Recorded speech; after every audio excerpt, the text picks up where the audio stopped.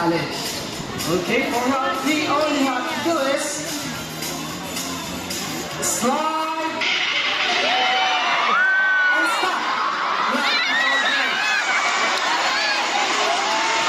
It's a very good. But you volunteered for this, right? Kaya niyo, sir.